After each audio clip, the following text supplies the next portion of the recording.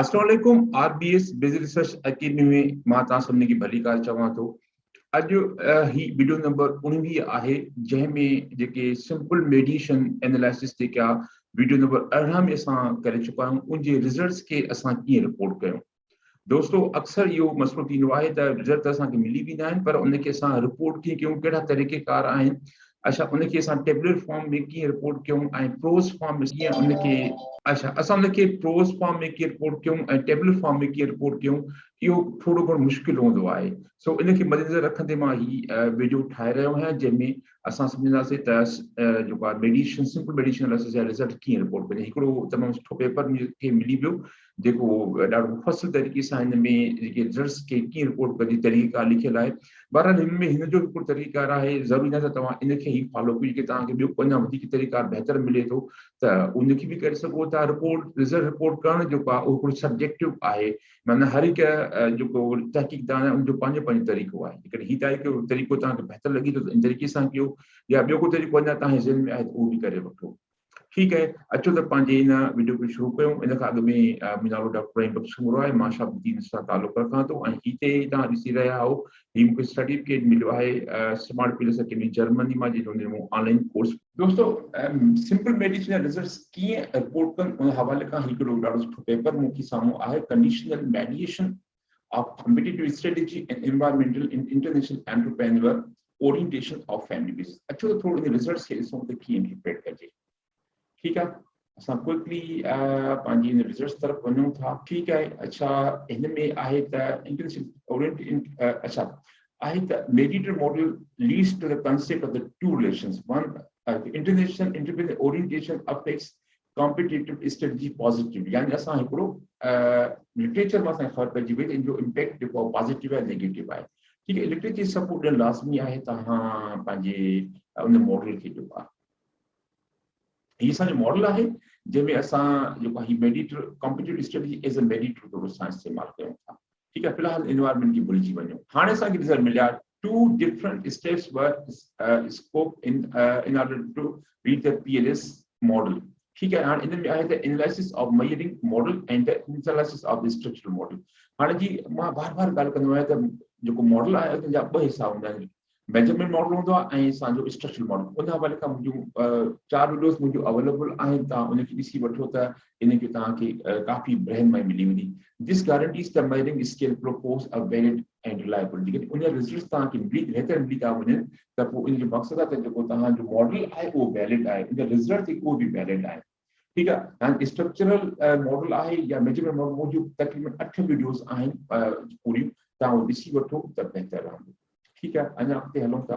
हाणे measurement of the variable. अच्छा, हाणे आयासीं असां स्ट्रक्चरल एनालिसिस। हाणे एनालिसिस ऑफ स्ट्रक्चरल मॉडल में असां छा first step on verifying the relationship between the entrepreneur orientation and international performance. ठीकु आहे, इन विच में पाण रिलेशनशिप आहे या न आहे इहो चेक कयूं पहिरियां। There is a positive significant relationship between the eye. Second step आहे त introduce mediator variable। हाणे असां पिन चेक कयोसीं डायरेक्ट यानी रिलेशनशिप जेको आहे between the independent individual, वो significant हिते अची वियो असांजो।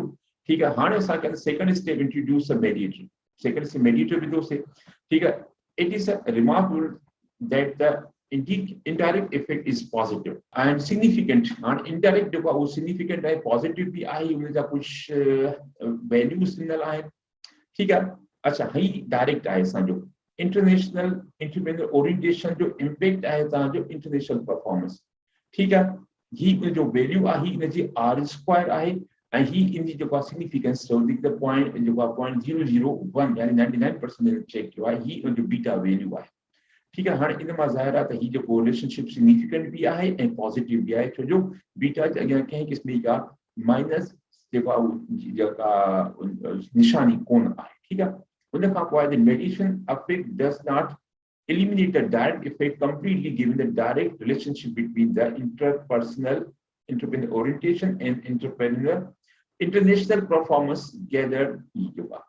हिन मुताबिक़ असां ॾिठोसीं त जेको जो आहे मेडिएशन उहो मुकमल तौर ते इहो आहे कंप्लीट, डायरेक्ट इफेक्ट ख़तमु कोन थी वियो आहे, त इन करे इहो असांजी पार्शियल मेडिएशन आहे। अॻिते वधूं, मेडिएशन अगरि बरून एंड कैनी 1900 इन तमामु घणो कंट्रीब्यूशन आहे, ख़ासि तौर ते जेको आहे मेडिएशन जे हवाले खां। ठीकु आहे, although this is not full, या full mediation ना है या partial mediation आहे, ठीक है. How much does the mediator variable influence, केतिरो mediator वो influence केतिरो तो करे उन रिलेशन में जो का ॿिनि जे विच में, यानी इंडिपेंडेंट डिपेंडेंट वेरिएबल जे विच में जेको mediator केतिरो influence करे थो उही ॿुधाए थो. To measure the extent of the indirect effect varies accounted for, जेका मूं अॻु में ॻाल्हि कई, ठीकु आहे. ऐं denote the magnitude of the indirect in comparison the total effect direct plus indirect, वो चीज EVA, ठीक है. हाणे इन जो ही आहे A1 जो into B divided by the A1 into B1 plus C, ठीक है. ये relations are resulting in the value of the 0.62, which is the 62% आहे greater than 20%, ठीक है, less than the 80%, which confirm the existence of the partial mediation, ठीक है. Results था लियो हां इन तरीके सां तव्हां पंहिंजे रिजल्ट्स ते कीअं उहे तव्हां रिपोर्ट कंदव पंहिंजे रिसर्च पेपर में, ठीकु आहे. अच्छा, ही असांखे ये डायरेक्ट रिलेशनशिप मिली वियो 0.241 जेको सिग्निफिकेंट भी आहे ऐं पॉजिटिव भी आहे. ही 3 स्टार लेकिन ये 3 स्टार ज़ाहिर करे आहिनि त इहो 99% ते भी सिग्निफिकेंट आहे. अच्छा, ही जेको इनडायरेक्ट जेको इफेक्ट आहे ही इन जो रिलेशन छा, ही इन जो रिलेशन छा, यानी ये 3 जेके असांजा वो सिग्निफिकेंट आहिनि. हाणे ही कंडीशनल मेडिएशन मॉडल आहे, ठीकु आहे. अच्छा, ही उनजा रिजल्ट्स आहिनि त तव्हां कीअं रिजल्ट्स टेबल में हू त प्रोस फॉर्म में या वर्ड्स में. अच्छा, टेबल कीअं ठाहियो उनजे हवाले तव्हां ही टेबल भी आहे स्ट्रक्चर मॉडल में. डायरेक्ट मॉडल आहे IO जो जेको आहे ही पाथ आहे जेको असांजो बीटा वैल्यू आहे, ठीकु आहे. ही स्टैटिक सिग्निफिकेंस ज़ाहिर कंदा 0.001 ते, ही 1 ते टेस्ट आहे, ठीकु आहे. ऐं जेको आहे ही असांजी बूटस्ट्रैपिंग जा आहिनि जेके 4999. हाणे इन तरीक़े सां तव्हां पंहिंजे रिजल्ट्स खे टेबुलर फॉर्म में पेश कंदव, ठीक है. टी वैल्यू इहो असांजो आहे ऐं ही असांजी R² सपोर्ट, यानी इहो हाइपोथेसिस सपोर्टेड आहे या न इहो सपोर्टेड आहे. मेडिएशन में वियासीं, असांजा 3 रिलेशनशिप आहिनि, उहे 4 असांजा रिजल्ट्स अची विया. इन तरीक़े सां तव्हां पंहिंजे रिजल्ट्स खे जेको आहे सो पंहिंजे कंहिं रिसर्च पेपर में थीसिस में तव्हां रिपोर्ट करे सघो था. आख़िर में इन उमेद सां त हिन वीडियो तव्हांखे लाइ भरपूर फ़ाइदेमंद रही हूंदी. ऐं आख़िर में वरी उहा ई ॻाल्हि, पंहिंजो ख़्यालु कयो, हिन चैनल ते बि ख़्यालु कयो. तव्हां तमामु वॾी